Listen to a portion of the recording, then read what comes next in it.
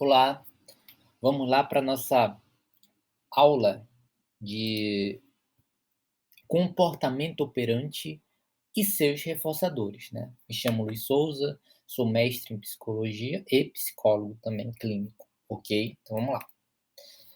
Primeiramente coloco essa imagem aqui, né, de um ratinho que diz assim: pressiono barra em troca de comida.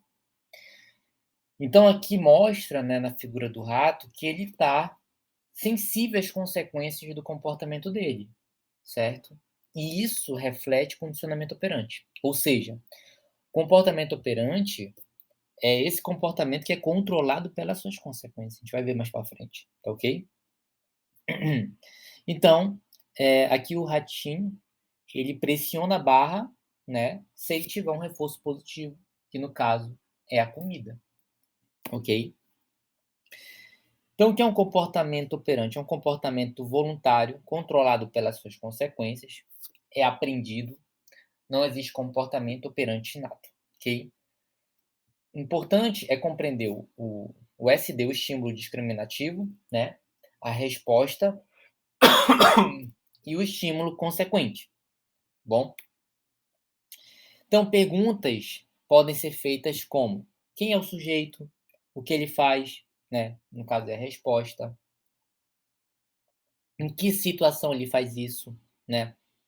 O estímulo discriminativo e o que acontece então, ou seja, a consequência disso, ok? Pode ser reforçador ou pode ser aversivo, né? Você pode ter uma probabilidade maior de ter aquela resposta ou ter uma diminuição daquela resposta, que a gente vai ver que no primeiro caso é um reforço, né?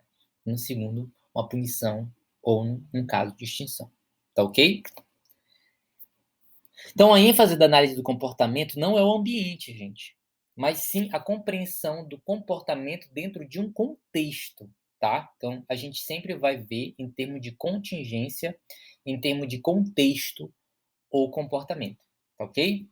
Então, para eu descobrir se o choque foi reforçador ou punitivo para a criança, preciso avaliar se a resposta aumenta ou diminui de frequência, ou a sua probabilidade de voltar a acontecer, tá ok? Então, eu preciso avaliar se, se essa frequência ela aumenta ou se ela diminui. Porque assim, gente, o chocolate pode ser reforçador para mim e pode ser punitivo para você. Né? O choque pode ser reforçador. Claro, depende do tipo do choque também. Mas se caso, vamos supor que a criança ela pega choque, certo? No intuito de chamar a atenção, e a atenção é um reforço positivo, ela pode voltar a fazer. Deu para entender? Por isso que alguns comportamentos inadequados são complexos de entender porque eles se mantêm, certo? Porque tem várias variáveis de reforço aí envolvidas, ok? Então, gente, o que é um comportamento operante? Compreendemos como comportamento operante aquele comportamento que produz consequência e modificação no ambiente e é afetado por elas, ok? Então, há duas formas de consequência de modelo operante: a privação e a saciação. Então, se você, né, por exemplo, vamos supor que você gosta muito de sorvete, e aí eu lhe dou incessantemente sorvete. Sorvete no almoço, sorvete na janta, sorvete no café da manhã, sorvete por 365 dias. Você vai entrar num grau de saciação que você vai pode associar o sorvete a algo aversivo, olha só, que interessante, né. E aquilo que é aversivo, por exemplo, estudar, é chato, não sei o quê, você pode ver algo muito reforçador nisso e virar reforçador. Deu para entender?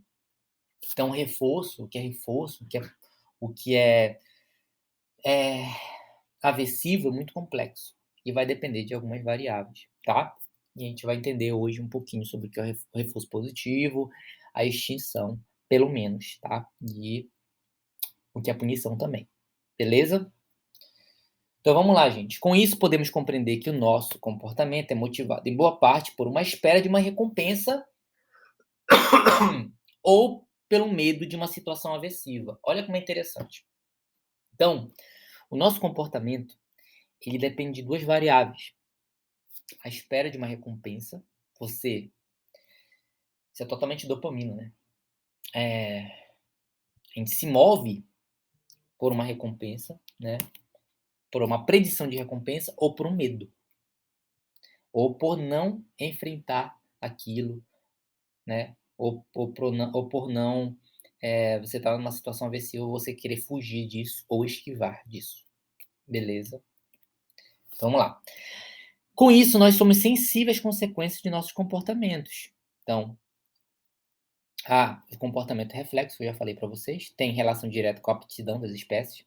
Então, existe uma certeza daquele comportamento, né? Tem uma temperatura X de graus, você vai suar. Por exemplo, é certeza. Não tem como ter probabilidade. E o comportamento operante, ele tem relação direta com o aprendizado de novos comportamentos. E nunca podemos ter certeza sobre ele, mas sim de uma alta probabilidade do acontecimento. Então, a diferença de comportamento reflexo e comportamento operante, né?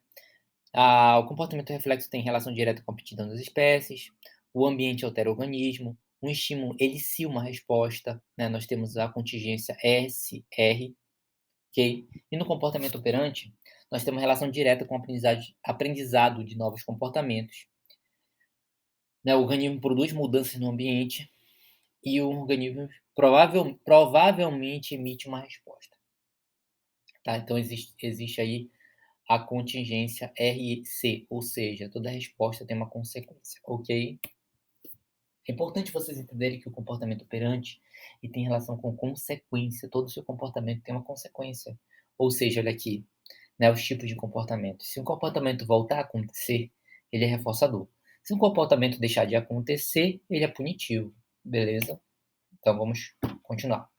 Então, o reforçamento, de maneira geral, gente, é tudo aquilo que aumenta a frequência da resposta.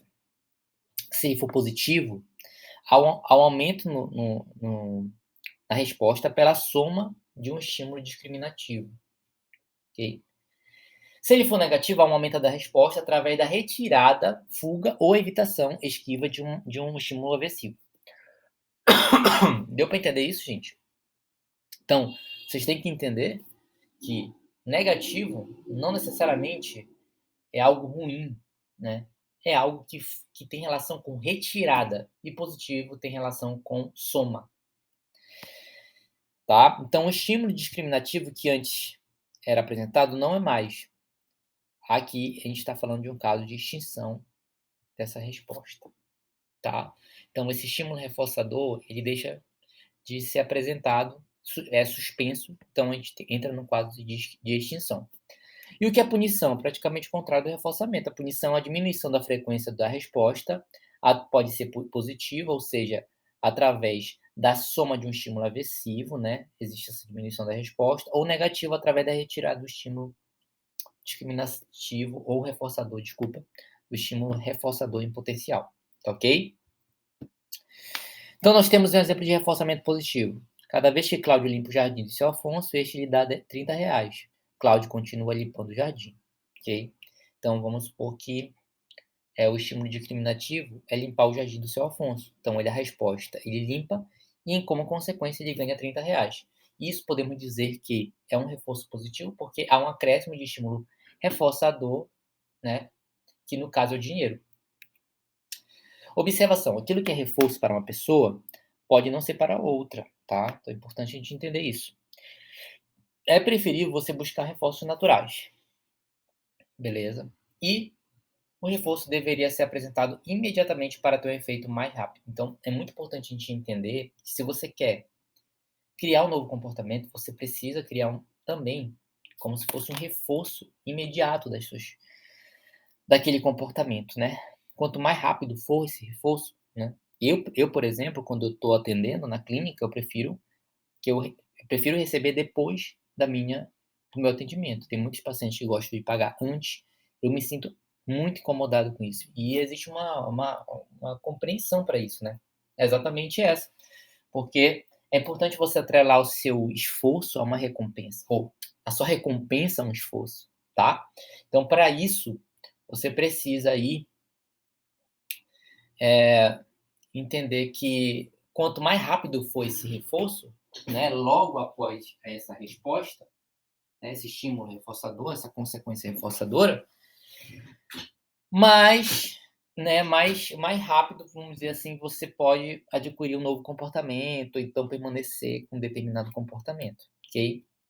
Então, existem alguns reforços, gente, que são incondicionados, como ligados à sobrevivência da espécie, né? Inatos, que vem de uma necessidade básica, como comida, sexo, oxigênio e água, tá? Praticamente é universal isso. Todos nós gostamos disso, tá? Podemos deixar de gostar de uma comida, por exemplo? Podemos, né? Mas isso aí já é um condicionamento.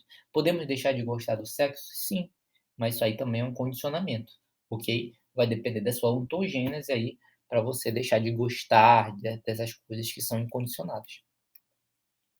Beleza, mas de certa forma você precisa de comida, tá? Você precisa de oxigênio para viver, você precisa de água. E eu poderia dizer também aqui de sexo, né? Tá ok? Então vamos lá. E os reforços condicionados, eles são aprendidos, né? Quando eu falo condicionados, eu estou falando de aprendizagem. Então depende da história individual, ontogenética. É, esses reforços simples associados a apenas um reforço, e generalizados associados a vários outros reforçadores. Exemplo de reforços generalizados: dinheiro, atenção e carinho. Ou seja, são coisas que praticamente todo mundo gosta também, tá? Então, fiquem ligados nisso. Diferenças entre contingência e contiguidade. Contingência é um evento que tem relação causal entre organismo e mundo. Utiliza-se a cláusula se e então. Então, existe ou uma grande probabilidade do comportamento ocorrer de uma forma, a gente pode observar, sistemática na realidade, ou existe uma certeza de que aquilo vai ocorrer, tá? E a contiguidade é o conhecimento supersticioso, né? Ah, não passa por debaixo dessa escada, senão você vai sofrer 7 anos de não sei o quê, entendeu? Gato preto, aquelas coisas bem do senso comum. Beleza? A gente vai ver aqui alguns exemplos de contiguidade. A superstição 1, hoje é sexta-feira 13, daí, né? A moça fala, ontem foi quinta-feira, dia 12, e também deu tudo errado. Outro exemplo, droga. Passar embaixo da escada dá 7 anos de azar. Melhor desviar. Então ela desvia e olha o que acontece, né? Então, gente, o que é um reforço? Ele tem uma estrutura, ele tem uma fortificação, ele pode ser fortificado, ele tem também uma potência, ele pode ser potencializado, ok? Então, reforços são as consequências que aumentam que um determinado comportamento volte a ocorrer, tá? Voltando sobre a ideia do reforço, como saber se o comportamento é reforçador ou não? É só perceber, gente, se o comportamento se repete ou não. Se ele não se repetir, ele é aversivo. Se ele se repetir, ele é reforçador. Somente isso. É bem simples, tá? Os efeitos do reforço. Então, existe uma diminuição da frequência de outros comportamentos, ou seja, você, quando está em uma atividade reforçadora, você busca fazer muito aquilo, né? Você está, por exemplo, conversando com alguém no celular e você está gostando muito, tá naquela paixão, né? Aqueles reforços, né, contínuos e intermitentes também, e daquela pessoa amada. E você praticamente deixa de comer, deixa de conversar com outras pessoas, deixa de ligar para o pai, deixa de ligar para a mãe, entendeu? E aí fica só fissurado ali naquela pessoa, tá? E aí a gente pode ver isso com o exemplo da droga, a gente pode usar exemplo da comida, enfim. Então, exemplo, deixar de realizar outros comportamentos e realizar mais um. Realizar mais um nesse caso específico do reforço que a gente está falando específico, tá? De uma contingência específica, ok? Também existe a probabilidade de uma diminuição da variabilidade topográfica do comportamento, ou seja, que é topográfica é que você faz uma coisa de um jeito somente. Então, a tendência é cada vez mais especializar aquele comportamento. Vou dar um exemplo.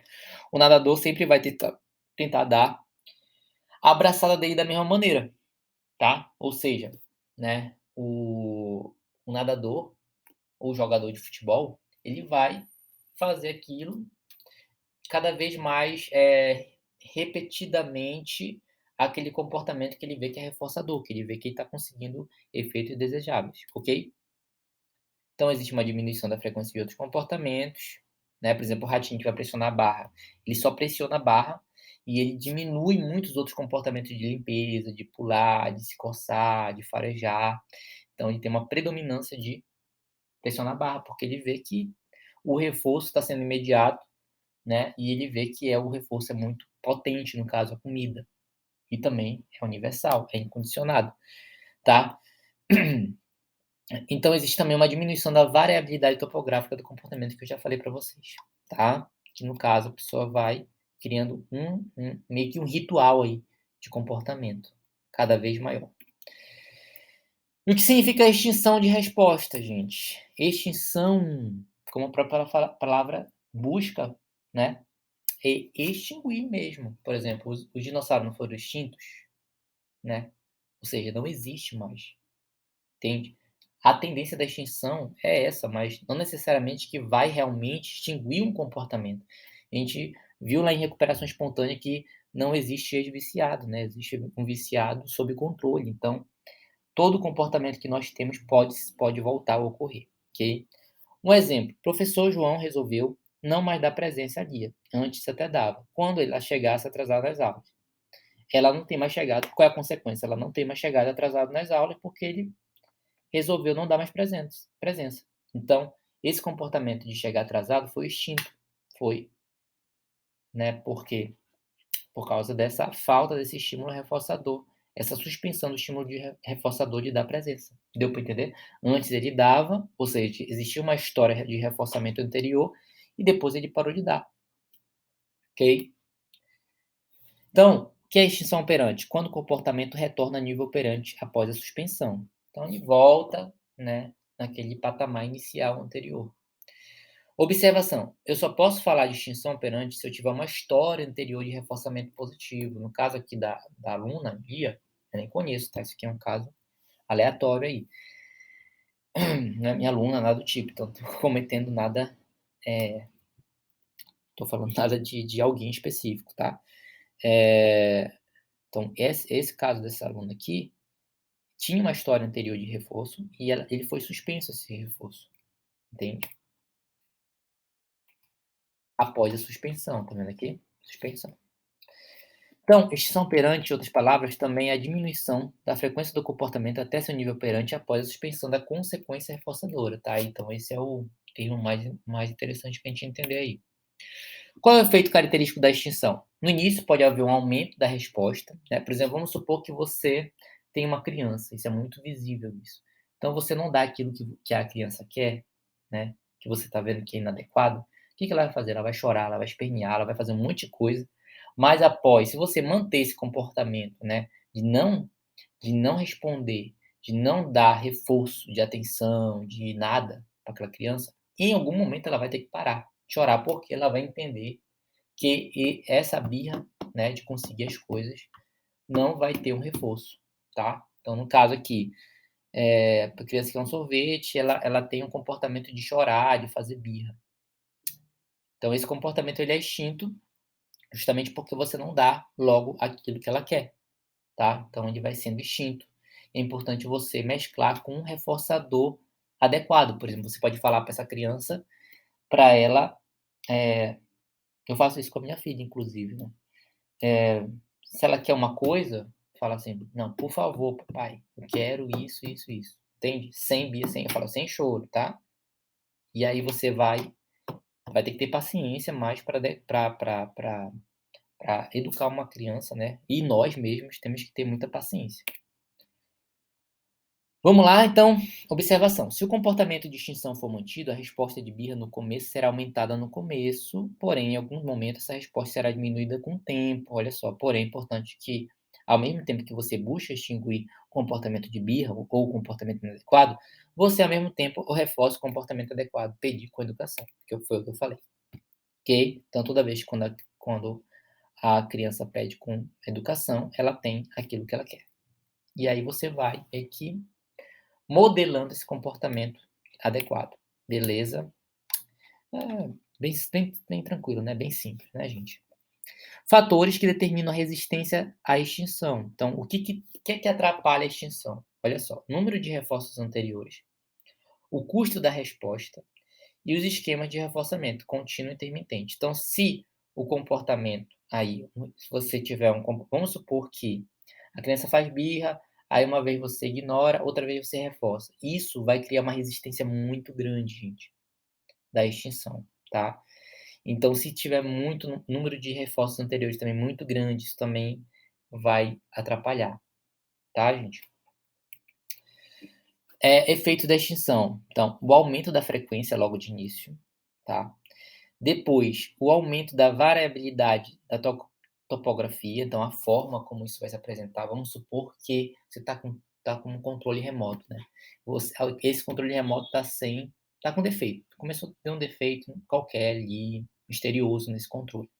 Então, no primeiro momento, você vai tentar ligar no botão normal. Depois você vai clicar em vários botões para ver se ele funciona desesperadamente. Então, essa variabilidade topográfica vai ser diversa, ok?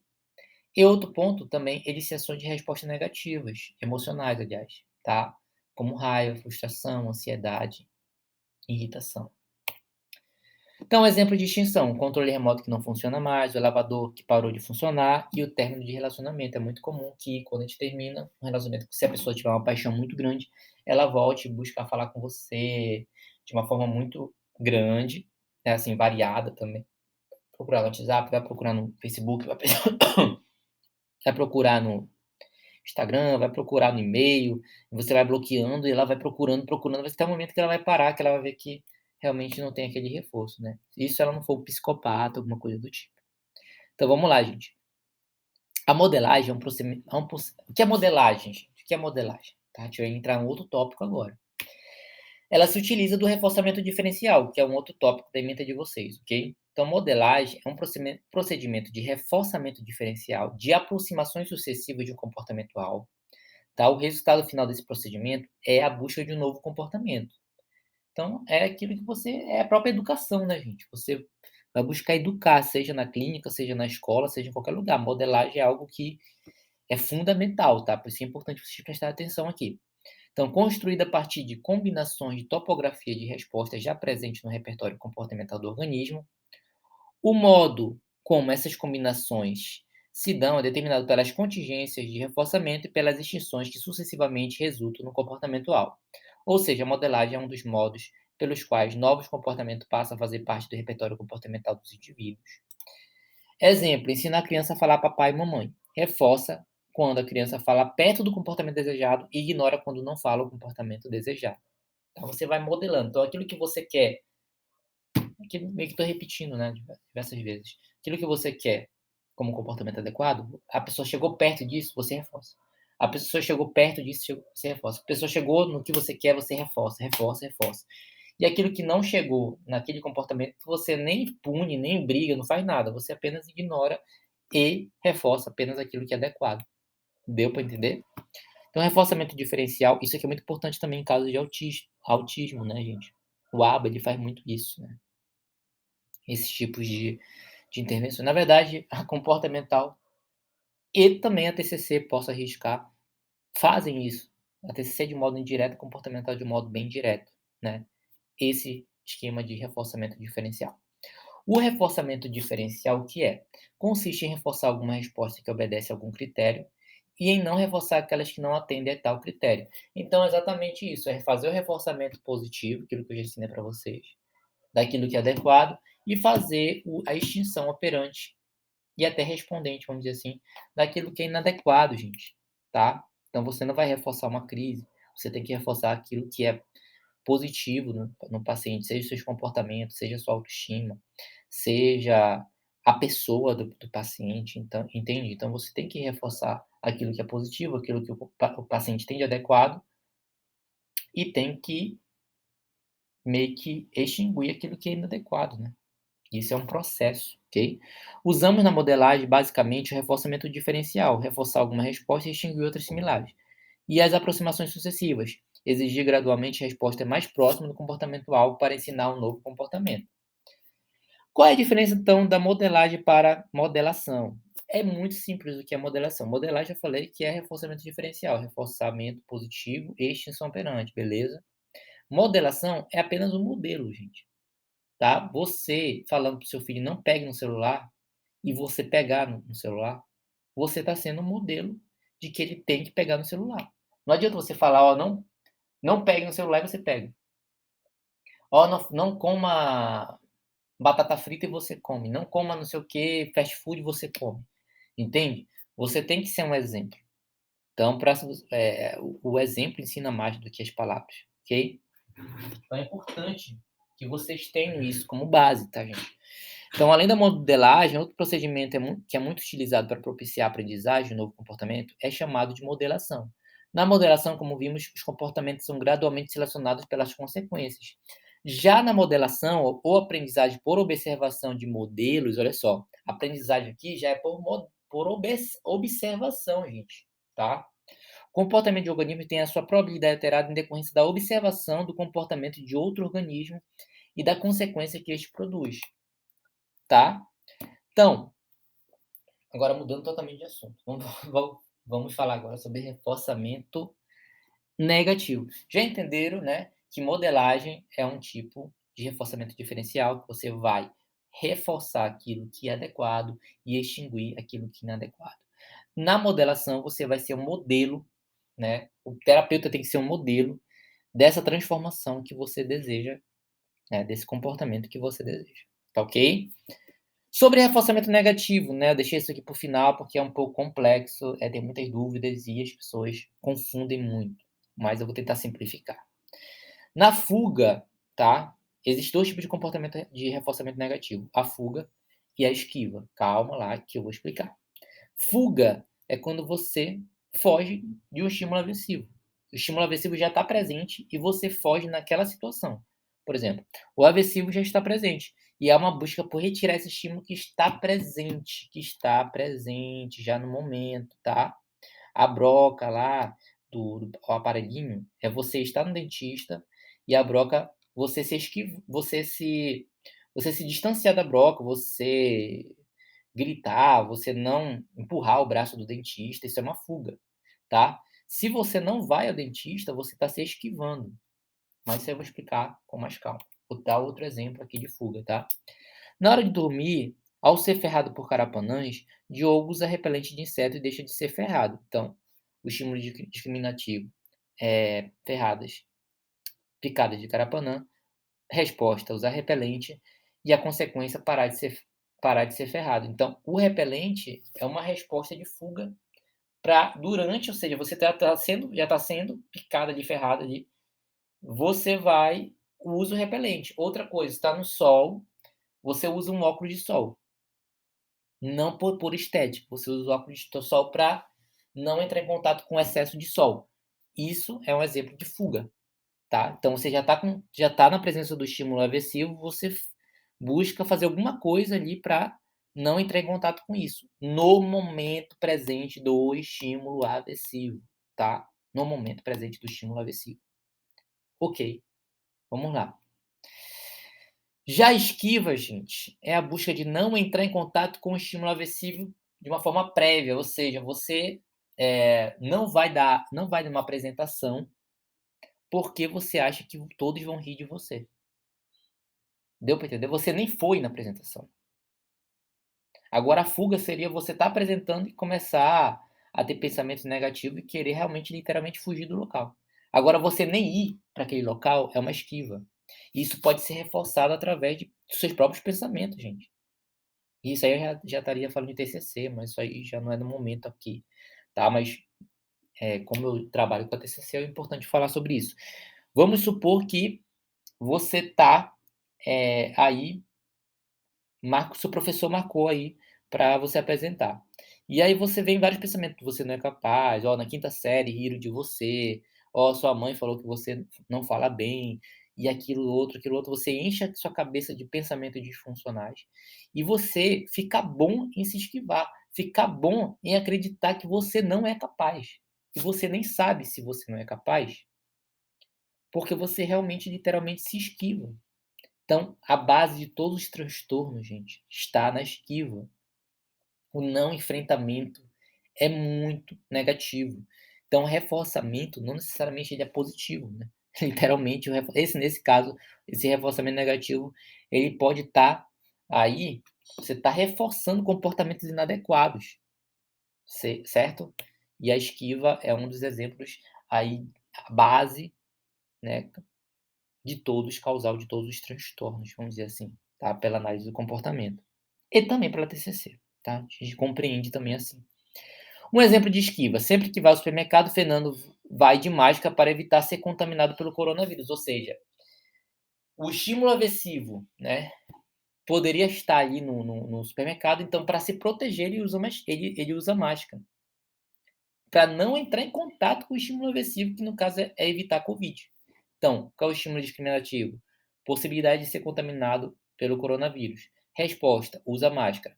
E o estímulo consequente, ele evita o Covid-19, tá? Punição positiva, gente. Punição positiva é o aumento da probabilidade da diminuição da frequência da resposta com acréscimo, por isso que é positivo, de um estímulo aversivo. Aversivo, ok? Uma mãe que bate no filho, isso é um exemplo, né, bem cruel de uma punição positiva. Enfim, tem vários exemplos, tá? Mas eu vou dar um exemplo aqui. Cada vez que Alexandre diz à sua mãe que não vai, ou que não vai tomar banho, né, ela lhe dá uns tapas e coloca embaixo do chuveiro à força. Ele não tem dito mais isso para ela.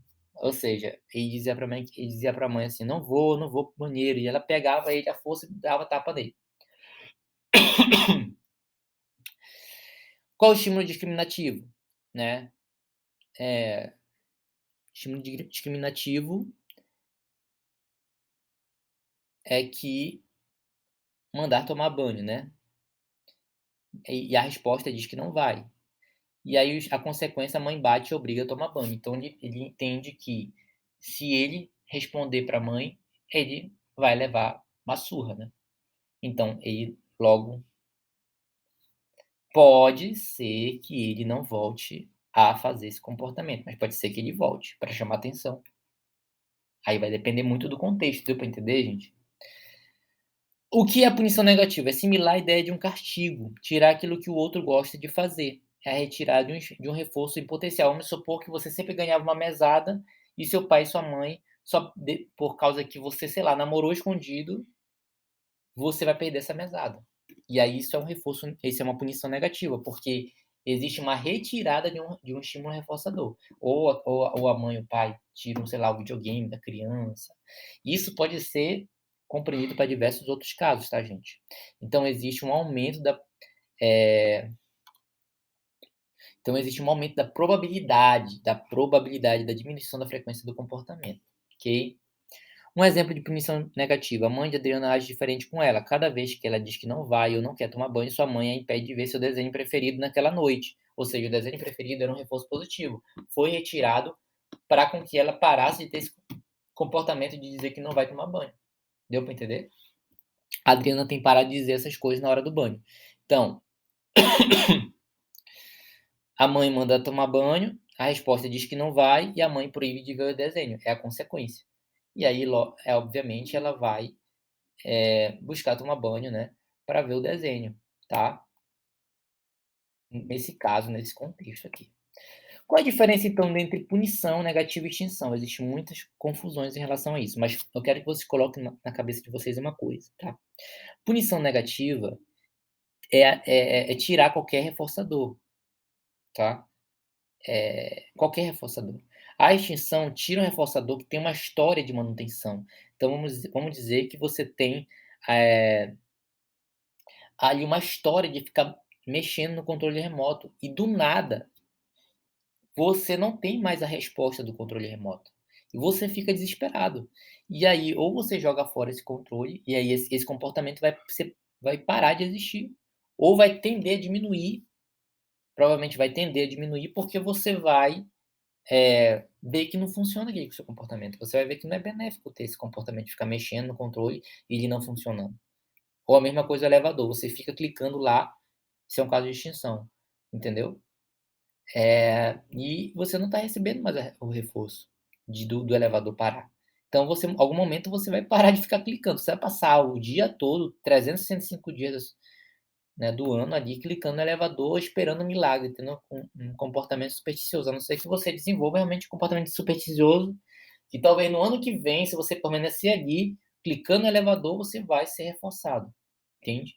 Então a tendência é você parar de apertar ali o elevador, ok? Extinção e punição negativa. A extinção não produz mais a consequência reforçadora que produzia, produz uma diminuição gradual na possibilidade da resposta ocorrer. Olha só, gente, gradual. A extinção, você busca. Na extinção, a diferença da punição é que na punição, né, esse comportamento ele é diminuído de uma forma mais rápida, tá? E existe também aí prejuízos maiores emocionalmente, tá? E na extinção, isso é de uma forma mais gradual. Porém, no começo, né, essa resposta é ao contrário da punição. Porque na punição, vamos supor que você falou um palavrão, sua mãe deu uma cacetada com um chinelo, com um negócio, você para de falar palavrão na hora. Quanto mais forte for essa punição, você vai imediatamente parar de falar aquele palavrão, entendeu? Aliás, se você não tiver um reforço de levar surra, né? No caso da extinção, não. Você ignorar, provavelmente, esse comportamento, talvez de falar palavrão, ou então de outro comportamento inadequado, vai ser muito reforçado no começo, vai ser muito, né, como no caso do término de relacionamento que eu falei pra vocês, que a pessoa vai ficar mandando mensagem, mas em algum momento vai parar de ocorrer. E isso vai acontecer de uma forma mais gradual e com menos intensidade ali no começo, de frustração, entendeu? Diferentemente da punição, que gera mais, talvez, desvantagens. Por isso que a gente prefere a extinção do que a punição, se tiver que usar alguma coisa para diminuir o comportamento. Deu para entender? A desvantagem da punição: danos físicos e sociais, comportamento inadequado de fuga e esquiva, respostas emocionais negativas, eficaz apenas na presença do agente punidor. Pode gerar contra-ataque agressivo, né, modelo de agressividade. Então, você pode estimular uma agressividade na pessoa, tá? Então, por isso que a gente estimula, se temos que eliminar um comportamento, entre aspas, tá? Eliminar, como eu falei, existe recuperação espontânea. É quase impossível eliminar um comportamento. Que a gente preferisse mais a extinção, tá? Então, a ordem do que é pior, gente, emocionalmente. A punição positiva, né? A punição negativa e, por último, a extinção, tá? Então, a extinção traz efeitos de frustração? Traz. Mas, às vezes, a extinção pode ser muito educadora e muito valiosa a médio e longo prazo. Deu para entender? Então, o processo dela é mais gradual. Estou falando no caso da extinção. A punição positiva ela é já mais imediata. Então, você quer que a criança pare de chorar. Você grita com a criança, você bate na criança, ela para de chorar. Ou ela pode até aumentar o tom de voz dela, né. Só que esse comportamento, talvez, de chorar, a médio e longo prazo, talvez se repita muito mais do que a extinção, tá. Então a extinção ela é mais educativa, vamos dizer assim. E a punição física é a pior de todas, né, gente. As emoções associadas aos procedimentos, né, de reforçamento: alegria, no caso se ela for positiva, e negativo, um alívio, tá. E no caso de punição positiva, sofrimento e desamparo. No caso de negativo, olha como a positiva é muito ruim, né, gente, punição positiva. Olha só, desamparo, tá. Então, já o negativo, sofrimento e frustração, e no caso da extinção, apenas a frustração. Então, é preferível, gente, só para finalizar, essas foram minhas referências, tá, que a gente utilize, tá, um reforço positivo, seja nos seus alunos, seja com seus pacientes, seja em qualquer âmbito, seja com seus filhos, seja com seus pais, enfim. E utilize também o processo de extinção daquilo que é inadequado, tá? E existem várias técnicas para isso. Ter sensibilização sistemática também, de certa forma, trabalha isso um pouco a extinção, né?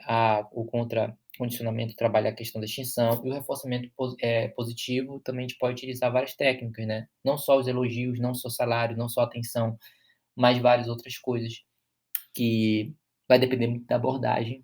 Por exemplo, na casa da análise do comportamento, trabalha de uma forma, mas na TCC a gente trabalha muito com alteração de pensamento disfuncionais para pensamentos mais funcionais, e a gente consegue observar os benefícios a curto e médio e longo prazo desses novos pensamentos, dessas novas emoções, desses novos comportamentos.